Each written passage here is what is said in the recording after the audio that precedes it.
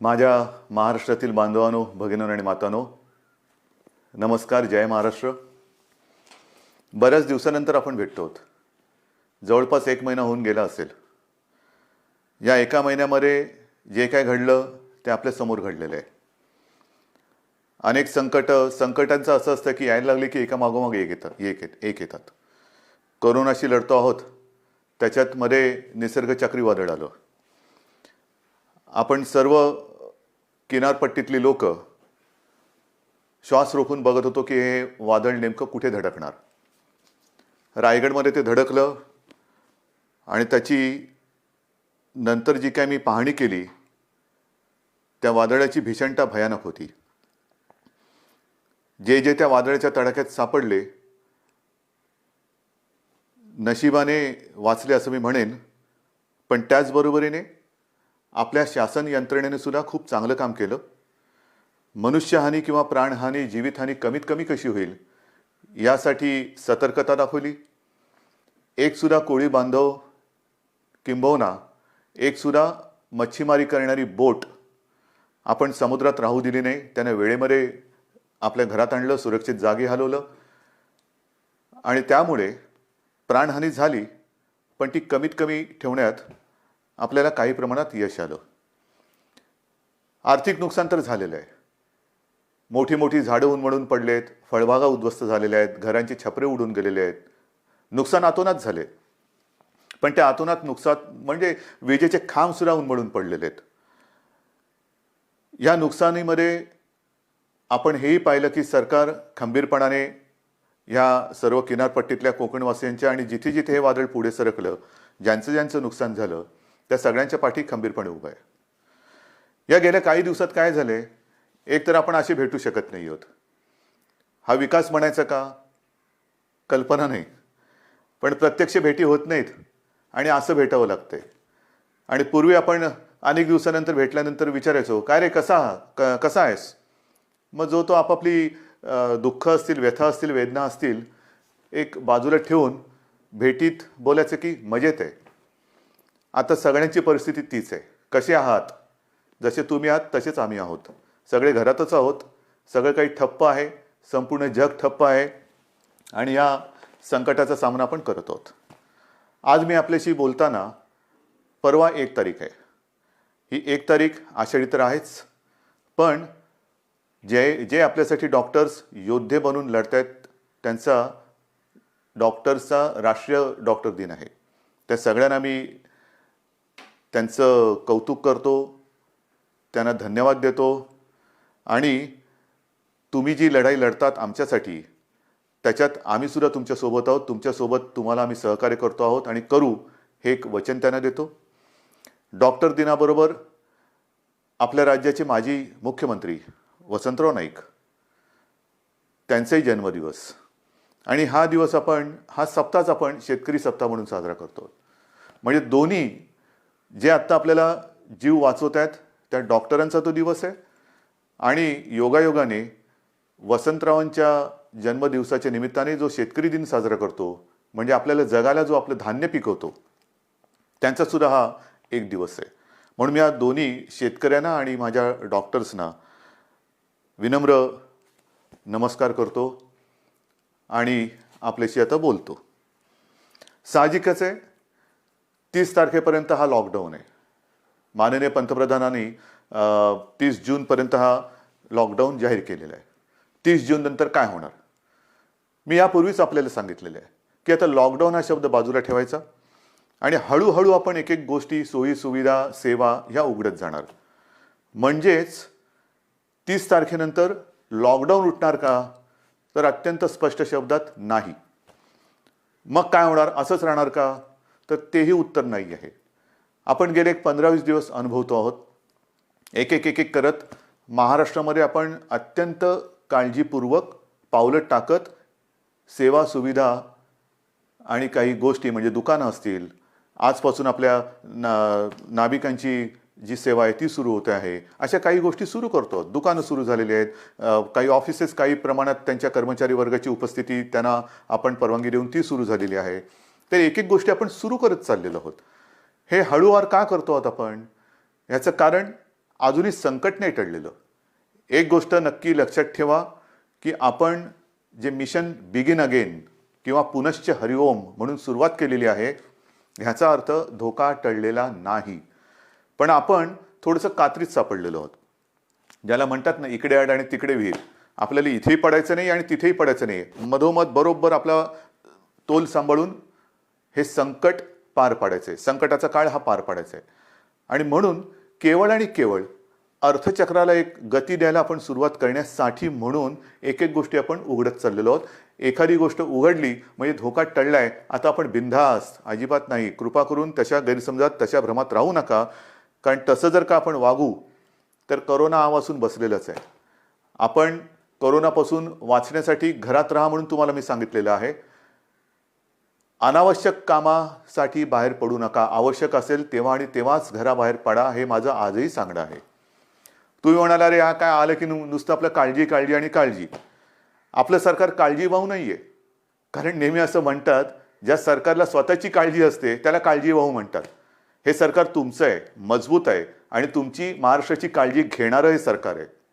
आणि म्हणून माझं कर्तव्य आहे की तुम्हाला धोक्यापासून सावध करणं.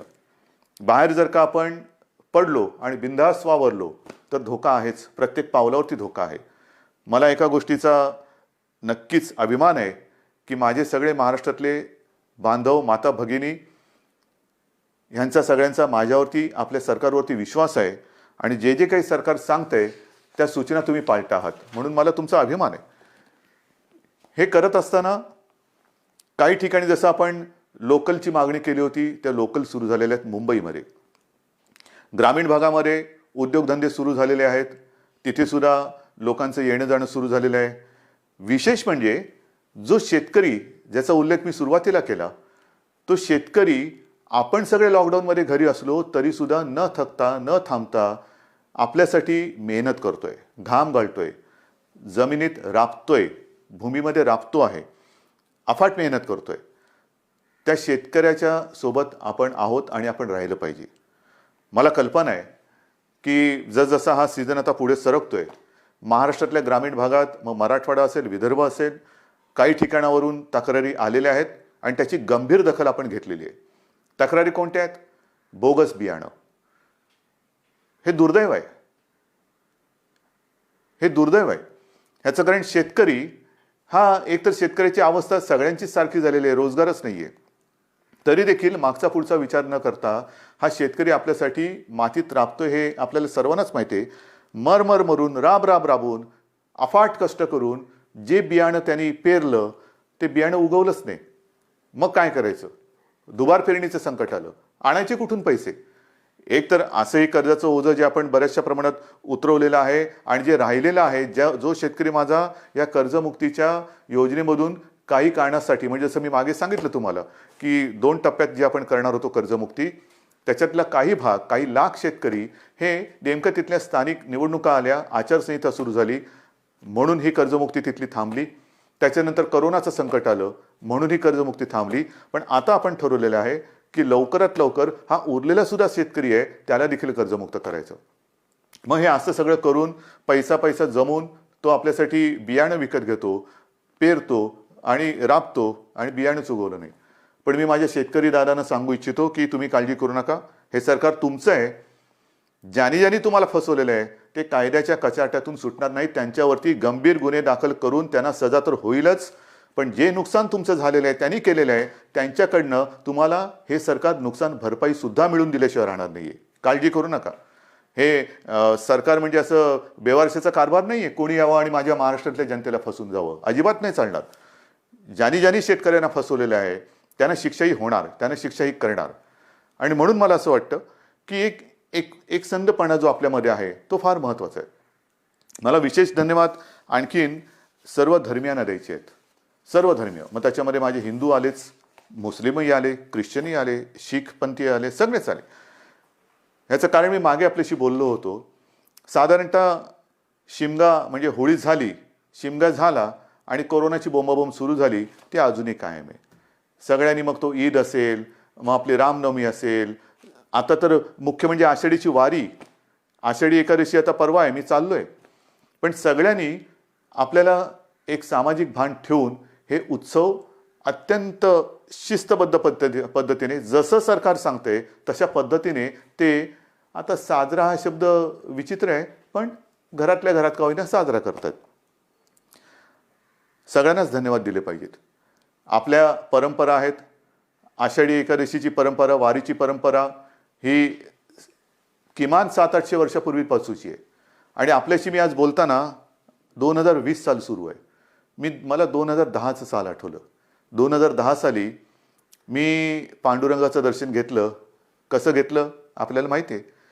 मी हा संपूर्ण वारीचा पाठपुरावा केला, पण मी वारीत प्रत्यक्ष सहभागी न होता हेलिकॉप्टरमधून सहभागी झालो आणि एरियल फोटोग्राफी केली. त्याचं पुस्तकसुद्धा मी आपल्या चरणी तुम्हाला मी सगळ्यांना अर्पण केलेलं आहे. पाहावा विठ्ठल. मी विठ्ठल पाहिला, नक्की पाहिला.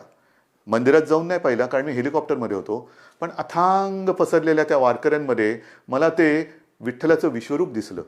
माझ्यासारखा भाग्यवान मीच असेन. विश्वरूप ज्याला म्हणतात ते विश्वरूप काय असतं ते विश्वरूप मी त्या वारकऱ्यांच्या रूपात पाहिलं. देहभान हरकून हे वारकरी विठू नामाचा गजर करत चालत असतात. अक्षरशः देहभान हरकलेले असतात. म्हणजे कशाचं काही त्यांना सगळं जग आजूबाजूला आहे नाहीये, नाही बस विठू माऊली विठू माऊली विठू नामाचा गजर करत ते चालत असतात. ही गेल्या अनेक वर्षाची परंपरा. अनेक ठिकाणावरनं संत महात्म्यांच्या पालख्या तिकडे येतात आणि मग ते रिंगणं होतात. मध्ये मग ते इंदापूरचं रिंगण असेल, वाखरीचं रिंगण असेल, ते घोडे धावतात. हे सगळं अप्रूप हे केवळ आपल्या देशातच होऊ शकतं.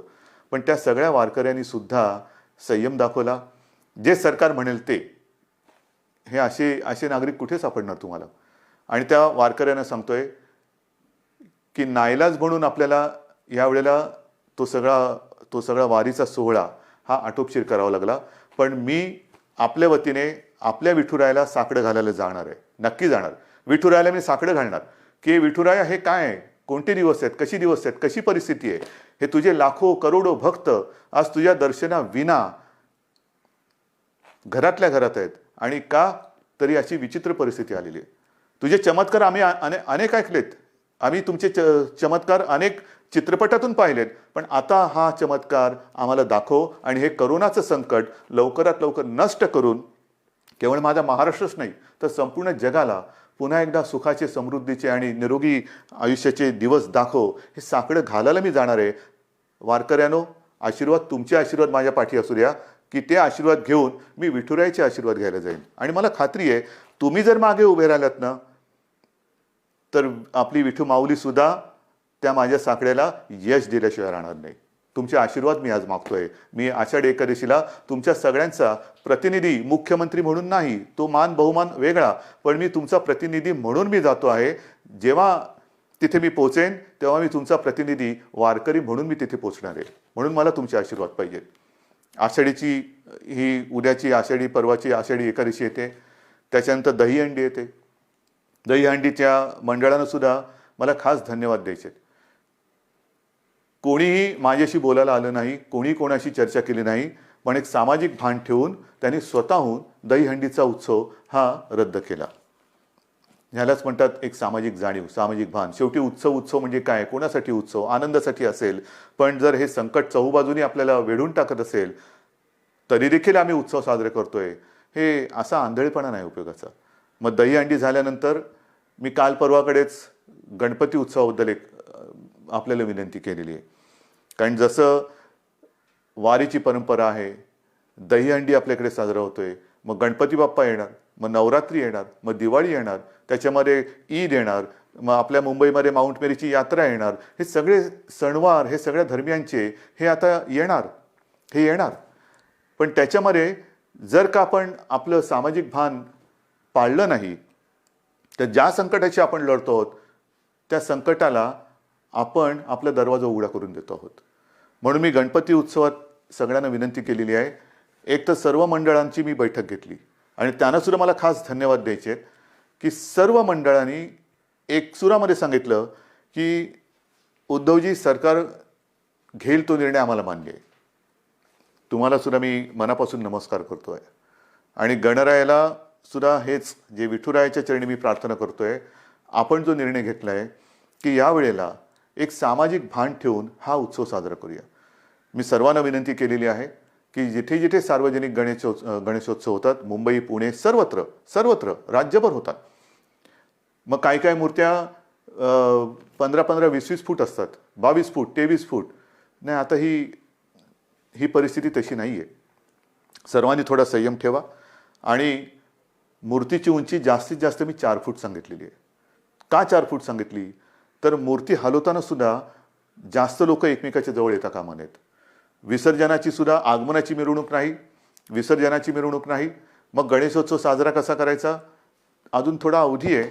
आपण चर्चा करून त्याच्यातनं सुद्धा हा नेमका कसा करायचा त्याच्यावरती मार्ग काढू. कारण आपण परंपरा जपणारी माणसं आहोत.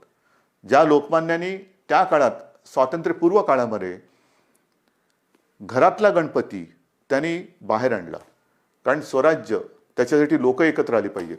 म्हणजे त्यांनी सणांची चळवळ केली.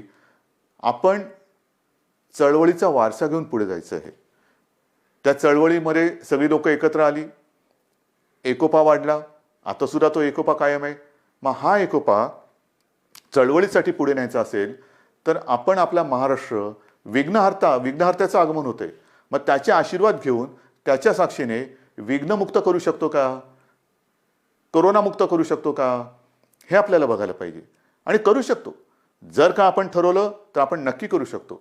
आरोग्यविषयक जर का आपण शिबिरे घ्यायचं ठरवलं, मध्ये मी जसं आपल्याला सांगितलं की रक्ताचा तुटवडा आल्यानंतर रक्तपुरवठा किंवा रक्ताचा साठा कमी होता, तेव्हा मी 2 वेळा आवाहन केलं की रक्तदान करा. मी आवाहन करण्याचा अवकाश, चहूबाजूने रक्तदाते पुढे आले आणि ती जी काय आपली टंचाई होती ती दूर झाली. रक्तदान करा म्हटलं तर रक्तदान केलं. कारण आपण गणपतीचे अंधभक्त नाहीत तर जागरूक भक्त आहोत. आणि त्याच्यासाठी मला असं वाटतं की आरोग्यविषयक काय खबरदारी घेता येईल, काय जागरूकता आणता येईल, काय करता येईल, या सगळ्या गोष्टी आपण हळूवार सांगत जाऊ. तूर्त मी आपल्याला मूर्तीची एक कल्पना दिलेली आहे. रक्तदानाबद्दल मी जेव्हा बोललो तेव्हा आणखीन एका विषयाबद्दल मला आपल्याशी बोलायला पाहिजे. आणि तो विषय आहे रक्तदानाशी निगडीत, तो म्हणजे प्लाझ्मा थेरपी. आपल्याला कल्पना आहे की साधारणतः मार्चपासून हे कोरोनाचं संकट आपल्यासमोर आल्यानंतर त्या संकटाची आपण जे हातात शस्त्र मिळेल ते शस्त्र घेऊन लढतो आहोत. मग लॉकडाऊन असेल, लॉकडाऊन, ट्रॅकिंग ट्रेसिंग असेल तेही करतो आहोत, चाचण्या वाढवतो आहोत. चाचण्या वाढवल्यानंतर उपचार पद्धती. आणि मी नक्की सांगेन, अभिमानाने सांगेन की आपला महाराष्ट्र, आपली मुंबई, जे आपले डॉक्टर्स आहेत, जो आपला टास्क फोर्स आहे, उपचाराच्या बाबतीमध्ये जगाच्या बरोबरीने आपण चाललेलो आहोत. कुठेही एक सूतभर सुद्धा जगाच्या पाठी आपण नाही. चहूबाजूला आपली नजर आहे. कोणत्या देशात काय चालले, या देशात काय चालले, कोणते उपचार होत आहेत, कोणते औषधे होत आहेत. म्हणजे गेल्या आठवड्यामध्ये सहज मी बसलो असताना मला मेसेज आले. BBC मध्ये एक बातमी होती, ब्रेक थ्रू डेक्सामेथाझॉन हे नवीन औषध सापडलं. मी टास्क फोर्सच्या डॉक्टरना फोन केला. ते म्हणाले, उद्धवजी हे औषध आपण गेले 2 महिने आवश्यकतेनुसार वापरतोच आहोत. म्हणजे आपण हे औषध वापरतोच आहोत.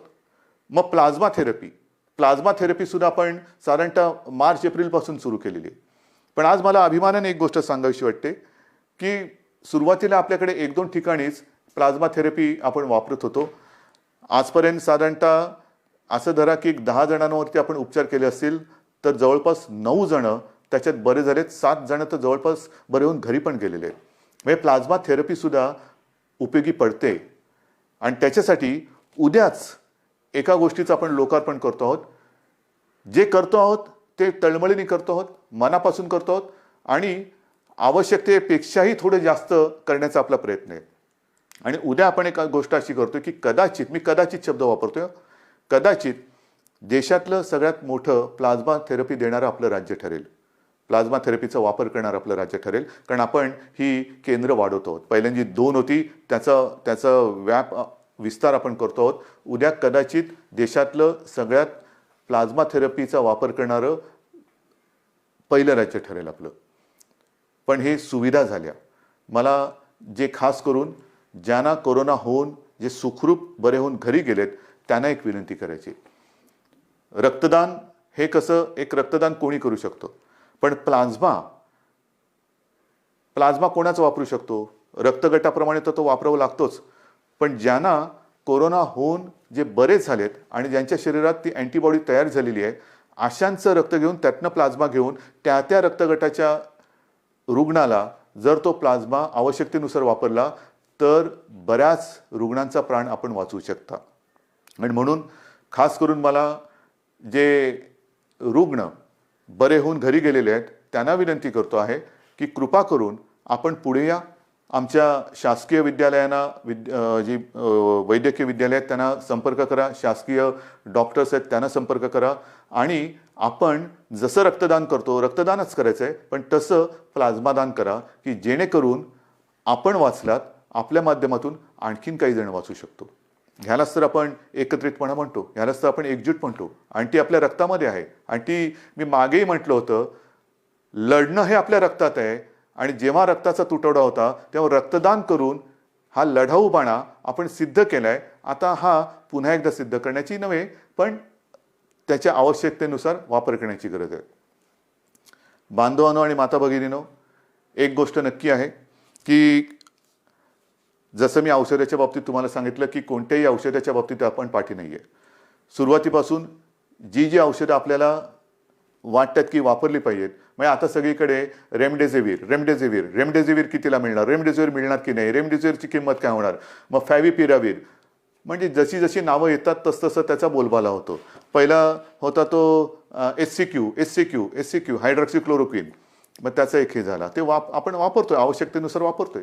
रेमडेसिवीर वापरतो आहोत, टॉझिलिझुमॅब वापरतो आहोत, आयव्हरमेक्टिन वापरतो आहोत, डॉक्सी वापरतो आहोत. तुम्ही नाव सांगा, ती सगळी औषधं आपण इकडे वापरतो. परंतु ही औषधं वापरायला साहजिकच आहे आपल्याला केंद्र सरकारच्या त्या आरोग्य विभागाची परवानगी लागते. आणि मला एक गोष्ट आपल्याला सांगायची आहे, साधारणतः एप्रिल शेवट किंवा मे असेल, मेची सुरुवात किंवा पहिला मध्ये असेल, आपण ह्या औषधाच्या उपलब्धतेसाठी पाठपुरावा सुरू केला, रेमडेसिवीर आणि फॅव्हिपिरावीर, कारण तिथून परवानगी घ्यावी लागते. मग त्याच्यानंतर एका रुग्णांच्या ग्रुपवरती त्याची टेस्ट घ्यावी लागते. ती यशस्वी झाल्यानंतर मग तिथून परवानगी मिळाल्यानंतर मोठ्या प्रमाणात आवश्यकतेनुसार त्याचा वापर करावा लागतो. आता गेल्या आठवड्यामध्ये ह्याची परवानगी आपल्याला मिळालेली आहे, रेमडेसिवीर आणि फॅव्हिपिरावीर. येत्या काही दिवसात याचा पुरेसा साठा हा आपल्याला उपलब्ध होईल. किमतीची पर्वा करू नका. शासकीय आणि निमशासकीय रुग्णालयामध्ये मी तर म्हणतोय की रेमडेसिवीर आणि ही औषधं आपण मोफत उपलब्ध करून देण्याच्या विचारामध्ये आहोत. पण पहिली गोष्ट ही उपलब्ध होत आहेत आता, म्हणजे कोणी काळजी करण्याचं कारण नाहीये. कसं मिळणार आता आहे, अजून एक थोडे दिवस आपल्याला त्याच्या साठ्याबद्दल किंवा उपलब्धतेबद्दल आपण प्रयत्न करून ती उपलब्ध करून देतो आहोत. पण एकदा का हा साठा आपल्याकडे किंवा ज्याला म्हणतो ना पुरवठा व्हायला लागला की त्याचा कुठे मी तुटवडा पडू देणार नाही, ही तुम्हाला मी खात्री देतोय.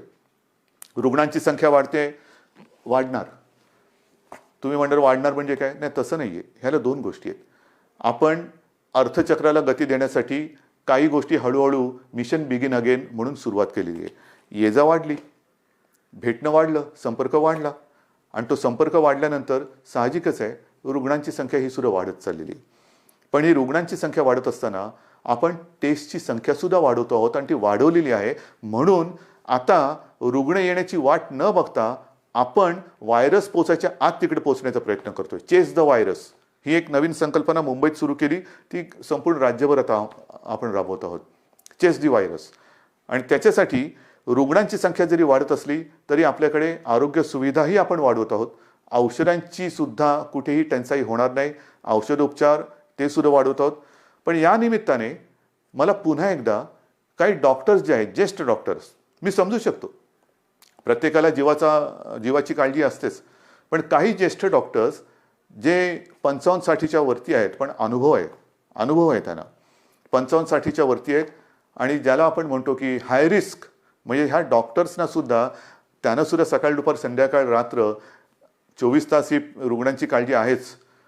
तर त्यांना सुद्धा इतर काही व्याधी किंवा विकार आहेत, म्हणजे डायबिटीज असतील, किडनीचे विकार असतील, समजा दुसऱ्या काही आणखीन गोष्टी असतील, तर ते सुद्धा थोडेसे घाबरून हॉस्पिटलमध्ये जात नाही आहेत. मी त्यांना नम्रपणाने विनंती करतोय की आपण काळजी करू नका. एक काळ असाही होता की सगळीकडे पीपीई किट मिळत नाही, N95 मास्क मिळत नाही. आता या सगळ्याचा पुरवठा आपल्याकडे मुबलक आहे, साठा मुबलक आहे. काही काळजी करू नका. तुमच्या पाठी सरकार आहे. जे तुमच्या सुरक्षेसाठी आवश्यक आहे ती संपूर्ण खबरदारी घेण्याची तयारी सरकारची आहे. कारण आपण कोविड योद्धा म्हणायचं आणि त्याला बिना शस्त्रांनी पाठवायचं असं अजिबात होणार नाही. पण आज आपली गरज आहे, महाराष्ट्राला गरज आहे, आपल्या अनुभवाची गरज आहे. कारण अनेक ठिकाणी आपण ज्येष्ठ डॉक्टरांची एक अनुपस्थिती हे अनुभवतो आहोत. म्हणून मी सगळ्यांना विनंती करतोय की आपण जिथे जिथे असाल, हॉस्पिटलमधले असाल हॉस्पिटलमध्ये जा, खाजगी आपले दवाखाने क्लिनिक असतील कृपया सुरू करा. ज्या ज्या गोष्टीची आपल्याला उपकरणांची आवश्यकता असेल ती सरकारकडनं आपल्याला दिली जाईल. तुम्ही त्याच्यात अजिबात काळजी करू नका. तुम्हाला जे जे पाहिजे ते पुन्हा मिळेल, ते पूर्ण मिळेल. अशा पद्धतीने आपण एका बाजूला आरोग्य सुविधा वाढवत चाललेलो आहोत, एका बाजूला टेस्टची संख्या वाढवत चाललेलो आहोत, टेस्टची केंद्र वाढवत चाललेलो आहोत. आता तर काही अँटीबॉडी आणि अँटीजेन टेस्ट करण्याचे रॅपिड किट येत आहेत, तेही मोठ्या प्रमाणावरती आपण घेतो आहोत की ज्याचा एक प्राथमिक जो आपल्याला गाईड करू शकतो, मार्गदर्शक ठरू शकतो की कोणाला हा कोरोना होऊन गेला आहे का त्याच्याबद्दल एक माहिती मिळते आणि साधारणतः निगेटिव्ह पॉझिटिव्ह ह्याच्याबद्दल एक गाईडलाईन मिळते आणि मग आपण त्या पद्धतीने त्याला वेगळं करून उपचार सुरू करू शकतो. तर ह्याही टेस्ट आपण करतो आहोत. याचं कारण असं की आता पावसाळा सुरू झालेला आहे. पावसाळा सुरू झाल्यानंतर नवीन अंकुर येतात, कोंब येतात, पालवी फुटते, हिरवगार होतं, सगळं हिरवे हिरवे गार गालीचे सगळीकडे पसरलेले दिसतात. फार सुखद असं दृश्य असतं. पावसाळा जसं एक नवीन जीवन घेऊन येतो तसंच प्रत्येक ऋतू हा त्याचे काही चांगले आणि काही विचित्र गोष्टी घेऊन येत असतो. पाऊस म्हटल्यानंतर ह्या 2-3 बैठका गेल्या काही दिवसात झालेल्या, त्याच्या आधी झालेलं जसं निसर्ग चक्रीवादळ आलं त्याच्या तयारीची बैठक, जास्त पाऊस पडणार आहे का, मग कुठल्या भागात पडणार आहे, पूर येऊ शकतो का, त्याची तयारीची बैठक. म्हणजे पाऊस आला, आनंद हा घेऊन येतो, नवजीवन घेऊन येतो, पण कुठेतरी नैसर्गिक आपत्ती घेऊन येतो. पूर आला नाही तरी काही ठिकाणी अतिवृष्टीमुळे इतर रोगराई येते. मग त्याच्यात मलेरिया आला, डेंग्यू आला, लेप्टो आला, डायरिया आला, सर्दी खोकला आला आणि त्याच्यासोबत कोरोना आहे. मग काय करणार, ह्याची सुद्धा तयारी आपली सुरू आहे. पण मला आपल्याला खास करून शहरी भागात राहणारी जी लोक आहेत त्यांना सांगायचं, मग मुंबई, पुणे, नाशिक सगळीकडे, संभाजीनगर आहे, नागपूर आहे, सगळीकडेच, की या वेळेला आपले सगळे कर्मचारी ह्या कोरोनाच्या लढाईमध्ये आहेत. अफाट मेहनत करतात, साफसफाई करतात, नाले सफाई होते, सगळं साफसफाई होते. पण आता थोडी स्वतःची काळजी मी 1-2 वर्षापूर्वी सुद्धा, किंवा मला असं वाटतं तेही त्याला 7-8 वर्ष झाली असतील, विशेषतः तेव्हा मुंबईपुरतं मी बघत होतो. आता तर माझा महाराष्ट्र, तुम्ही सगळे माझे सोबती आहात, मला संपूर्ण महाराष्ट्र बघायचं आहे. सांगण्याची गोष्ट काय की हे जे दिवस असतात ते मलेरिया आणि डेंग्यूचे असतात. आणि हा डेंग्यू असा विचित्र आहे की एक कोका कोल्याच्या बाटलीचं बुच असं उपडं पडलेलं असेल आणि त्याच्यात तेवढं बुचभर जरी पाणी असलं तरी त्याच्यात सुद्धा डेंग्यूच्या आळ्या होऊ शकतात. अंड कुठे अर्धवट पडलेलं, फुटून पडलेलं आहे, टायर पडलेले असतात, हे फार धोकादायक. त्याच्यानंतर प्लास्टिकचं कवर असतं, त्याच्यात एक थोडेसे असे खळगे तयार होतात, त्याच्यात पाणी साठतं. नारळाच्या त्या काय त्याला म्हणतात कवट्या, त्याच्यात पाणी साठतं. झाडांच्या फांद्या तुटून ढोल्या तयार झाल्या असतात, त्याच्यात पाणी साठतं आणि त्याच्यात सुद्धा डेंग्यू होऊ शकतं. तर आपल्याला आपला परिसर स्वच्छ ठेवायचा आहे. कुठेही पाणी साठू देऊ नका. एअर कंडिशनच्या खाली, त्याच्यानंतर फ्लॉवर पॉटमध्ये, अनेक घरामध्ये फेंगशुई त्याच्यासाठी जे काही झाडं लावली जातात त्याच्यामध्ये पाणी असतं, त्याच्यात डेंग्यूच्या आळ्या होऊ शकतात. तर ह्या सगळ्या गोष्टींपासून आता आपल्याला खबरदारी घ्यायला पाहिजे. कारण एका मागोमाग एक संकटाची मालिका ही आपल्याला आता तोडायलाच पाहिजे. मी तुम्हाला ह्या सगळ्या काळज्या घ्यायला सांगतोय कारण एक आपुलकीने सांगतोय, प्रेमाने सांगतोय की काय करावं, काय करू नये. आज सुद्धा मी जेव्हा बघतोय की अनेक ठिकाणी, मुंबईत असो, शहरात असो, पुण्यात असो, ग्रामीण भागात असो, काही ठिकाणी अरे आता झालं सगळं. नाही, झालेलं काही नाही आहे. भाजीवाले बसलेत, तिकडे सुद्धा गर्दी होते, तोंडावरती मास्क नाही, हात कुठेही लावतायत, चेहऱ्याला हात लागतायत. आपणहून कोविडला बळी पडू नका. ह्या ज्या प्राथमिक ज्या काही गोष्टी आहेत ना, ह्या जर का आपण पाळल्या, म्हणजे बाहेर फिरताना तोंडावरती मास्क लावणं, एकमेकांपासून अंतर ठेवणं. मी सुरुवातीला सांगितलं होतं की मॉर्निंग वॉकला आपण परवानगी दिलेली आहे, सकाळचा व्यायाम करायला परवानगी दिलेली आहे. तो आरोग्यासाठी दिलेली आहे, आरोग्य सुदृढ व्हावं म्हणून दिलेले आहे, आजाराला बळी पडण्यासाठी नाही आहे. तर ह्या काही गोष्टी ह्या आपल्याला पाळाव्या लागतील. जशा काही गोष्टी आपण ओपन करत चाललेलो आहेत तशा ह्या केसेस वाढत आहेत आणि काही ठिकाणावरून माझ्याकडे विचारणं होते की आम्हाला ह्या भागामध्ये पुन्हा लॉकडाऊन करण्याची परवानगी द्या. लॉकडाऊन करायचं का? मी आपल्याला प्रश्न विचारतोय, करायचं लॉकडाऊन? कारण हे तुम्ही ठरवायचे. जर गरज नसताना बाहेर पडलात आणि गर्दी केली आणि केसेस वाढायला लागल्या तर पुन्हा ये रे माझ्या मागल्या. मग एक एक गोष्टी आपण पुढे पाऊल टाकताना पुन्हा मागे नाही यायचं आता. म्हणून लॉकडाऊन करायचं की नाही ह्याचा निर्णय आता मी तुमच्यावर सोपवतोय. जर मला असं वाटलं की गर्दी वाढते, केसेस वाढत आहेत, तर मी प्रशासनाला सांगितलेलं आहे की अशा ठिकाणी जर का आवश्यकता वाटली, शक्यतो नको पण आवश्यकता वाटली तर मग पहिल्यासारखा लॉकडाऊन करण्याची गरज तिकडे पडू शकते. कारण कोरोना हा व्हायरस वस्त्या, एक एक वस्ती, जसं काही ठिकाणी तो शिखरावरती पोचला, खाली आला, पण वस्ती बदलली. काही ठिकाणी जिकडे अजून प्रादुर्भाव नाही आहे तिकडे सुद्धा गाफील राहून नाही चालणार. तर ह्या अशा काही काळज्या घेऊन आपल्याला ह्या पुढच्या काळाची वाटचाल करायची. दरम्यान मी तुम्हाला सांगितलं की शेतकऱ्यांसाठी सुद्धा कर्जमुक्तीची योजना जी थोडी काही भागात अपूर्ण राहिली ती आपण पूर्ण करतोय. बोगस बियाण्यामुळे फसले गेलेले शेतकरी त्यांच्या पाठीशी आपण उभे राहतो. आता 30 जूनला प्रधानमंत्री गरीब कल्याण योजना ह्याच्यामध्ये खास करून जे भगवं रेशन कार्ड ह्यांना अन्नधान्य देण्याची जी योजना आहे तिची मुदत संपते. बिना रेशन कार्ड म्हणजे ज्यांच्याकडे रेशन कार्ड नाही त्यांना अन्नधान्य देण्याची योजना संपते. मी गेल्या 8-10-15 दिवसापूर्वी जेव्हा प्रधानमंत्र्यांची व्हिडिओ कॉन्फरन्स होती तेव्हा स्वतः ही मागणी केलेली आहे की 30 तारखेला ही मुदत संपते, धान्य देण्याची मुदत संपते आहे, कृपा करून आणखीन 3 महिन्यासाठी आम्हाला वाढवून द्या. कारण अजूनही हे संकट गेलेलं नाही, उलट केसेस वाढत आहेत. त्याच्यामुळे ही भगवं रेशन कार्ड असेल किंवा ज्यांच्याकडे रेशन कार्ड नाही यांना धान्य देण्याची जी काही योजना आहे प्रधानमंत्री गरीब कल्याण योजना ती आणखीन आम्हाला 3 महिने वाढवून द्या हे मी पंतप्रधानांकडे सांगितलेलं आहे. मला खात्री आहे की त्यांना सुद्धा व्यवस्थित सगळ्याची कल्पना आहे आणि ही कल्पना असल्यानंतर लवकरात लवकर आपल्याला त्याच्याबद्दल परवानगी मिळेल ही मला खात्री आहे. हे सगळं झालं चित्र हे आरोग्यविषयक. अर्थचक्राच्या बाबतीमध्ये आपण खचून गेलेलो नाही आहोत. मला एका गोष्टीचा अजून एक अभिमान आहे, नक्कीच आहे, की गेल्या 15 दिवसात महाराष्ट्राने जवळपास 16,000 कोटींचे सामंजस्य करार काही विदेशी कंपन्यांसोबत केलेले आहेत. 16,000 कोटी ही एक फार आपली जमेची बाजू आहे.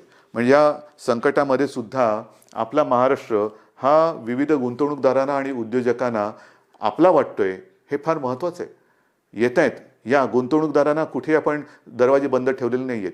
या माझ्या महाराष्ट्रात या, माझ्या विदर्भात या, माझ्या मराठवाड्यात या, माझ्या कोकणात या, माझ्या उत्तर महाराष्ट्रात या, पश्चिम महाराष्ट्रामध्ये या, जिथे तुम्ही म्हणाल तिथे तुम्ही या. जे जे काय तुम्ही कराल तुम्ही जरूर करा. तुमच्यासाठी आमच्या महाराष्ट्राची, देशाची आणि महाराष्ट्राची दारं उघडी आहेत. आल्यानंतर साहजिकच आहे अर्थचक्राला गती मिळाली पाहिजे, माझ्या स्थानिक भूमिपुत्रांना नोकऱ्या मिळाल्या पाहिजेत, रोजगार मिळाला पाहिजे. ह्या सगळ्या गोष्टींसाठी आपण नुसतं कोरोना करत नाही बसलेलो आहोत. इतर सुद्धा काही ज्या गोष्टी आहेत ज्या उद्योगधंद्याच्या बाबतीत असतील, विकास कामाच्या बाबतीत असतील, ह्याही गोष्टी ह्याही आघाड्यांवरती आपण ती ऑफिसेस लॉकडाऊनमध्ये ठेवलेली नाहीत. आपला संपर्क सुरू आहे. सगळ्यांना आपण संपर्क करतो आहोत, त्यांच्या आवश्यकता समजून घेतो आहोत, आपण त्यांना काय देऊ शकतो त्याच्यावरती विचार करतो आहोत. काही अटी तटी शर्ती मी आल्यानंतर असं काही जणांना होतं नको तो बाबा महाराष्ट्र आम्ही चाललो परत, तसं नाही आहे. तुम्ही सांगा काय काय आम्ही करू शकतो, हे आम्ही करू शकतो, ते तुम्हाला मान्य असेल जरूर या. एकदा आलात की तुम्हाला कुठेही आडकाठी केली जाणार नाही. या पद्धतीने आपण जातो आहोत. मग ते पर्यटनाच्या बाबतीत असेल, उद्योगधंद्याच्या बाबतीत असेल, चहूबाजूनी आपण आपले प्रयत्न सुरू आहेत. याचं कारण असं की आपल्याला सर्वांना कल्पना आहे की आपलं अर्थसंकल्पीय अधिवेशन सुरू होतं. अर्थसंकल्प मांडला काय, नवीन स्वप्न घेऊन आम्ही तुमच्यासमोर आलो काय आणि अचानक हे संकट आल्यानंतर तेही अधिवेशन आपल्याला आवर्त घ्यावं लागलं. तर ही अशी सगळी परिस्थिती आहे. ह्या परिस्थितीचा मुकाबला करतो आहे. शिक्षणाच्या बाबतीत सुद्धा निर्णय तुम्हाला मी सांगितलेला आहे. तर सगळ्यांचीच काळजी घेतोय. शाळा सुरू होणार का, तर माझं म्हणणं आहे शाळा सुरू होणार का पेक्षा शिक्षण कसं सुरू होणार त्याच्यावरती आपण लक्ष देतो. मग ते शालेय शिक्षण असेल, महाविद्यालयीन शिक्षण असेल, सगळ्याच बाबतीत आहोत.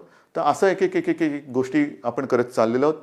मला खात्री आहे जसं जे सहकार्य तुम्ही आजपर्यंत मला केलं, सरकारला केलं, तसंच याही पुढे कराल. जे जे काय आपण करू ते मी तुम्हाला आधीच सांगितलेलं आहे की तुम्हाला न सांगता मी काही करणार नाही.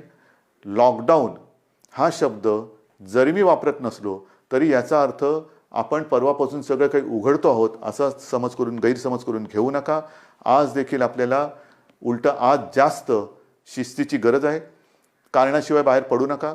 कारण आपण असं म्हणतो की ज्येष्ठ नागरिक म्हणजे घरातले आई वडील कोणी ज्येष्ठ सगळे आपले कुटुंबीय त्यांची काळजी घ्या, मुलांची काळजी घ्या आणि तरुणांनो बाहेर पडा.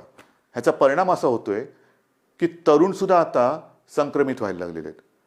आणि बऱ्याच ठिकाणी आजही म्हणजे आजसुद्धा एक गोष्ट चांगली आहे की 80% लोकांना लक्षणच दिसत नाही.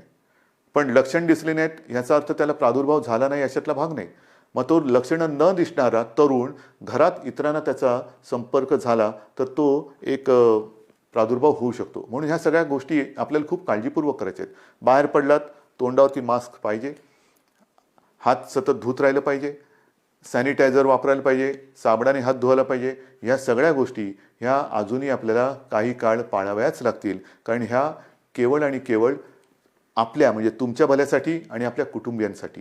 आणि दुसरी गोष्ट अशी की मगाशी मी जे डॉक्टर्सना विनंती केली ती एवढ्यासाठी की ज्येष्ठ डॉक्टर्सना मी विनंती केली की आपण स्वतः जाणीवपूर्वक जातीने लक्ष द्या. कारण ही साथ विचित्र आहे. कारण तो रुग्ण त्याचे कुटुंबीय तुमच्या ताब्यात देत असतात. ते कुटुंबीय त्याला भेटू शकत नाहीत. पण केवळ आणि केवळ तुमच्या भरोश्यावरती घरातली प्रिय व्यक्ती ही तुमच्या ताब्यात ते सोपवत असतात. तर त्यांच्याकडे आपण आपुलकीने प्रेमाने लक्ष द्या. आपण आपल्या कुटुंबातला म्हणून त्यांच्याकडे बघा. ही जर का आपली जवळीक साधली गेली ना तर माझं मत आहे की करोना वगैरे असंच निघून जाईल. तर हा जो काही दुरावा थोडा राहिला असेल भीतीपोटी ती भीती तुम्ही सरकारवरती सोपवा. तुम्हाला काय उपकरणं पाहिजे ती सांगा, सरकार तुम्हाला देईन. पण आता ह्या अंतिम टप्प्यात आपल्याला हे युद्ध अर्धवट सोडून चालणार नाही. इथपर्यंत आपण लढत आलेलो आहोत. आता जर का आपण गाफील राहिलो तर मग पुढे आपण जाऊ शकत नाही. अजूनही संकट टळलेलं नाही, धोका टळलेला नाही. पण हा धोका पत्करून जे करता येणं शक्य असेल त्या गोष्टी आपण हळुवारपणाने उघडत चाललेलो आहोत. लॉकडाऊन पुन्हा करण्याची वेळ येऊ नये आणि त्याच्यासाठी आपलं सहकार्य जसं आजपर्यंत सरकारला मिळालं तसंच ते यापुढे सुद्धा मिळेल अशीच अपेक्षा आणि विश्वास व्यक्त करून मी आपली रजा घेतो. जय हिंद, जय महाराष्ट्र.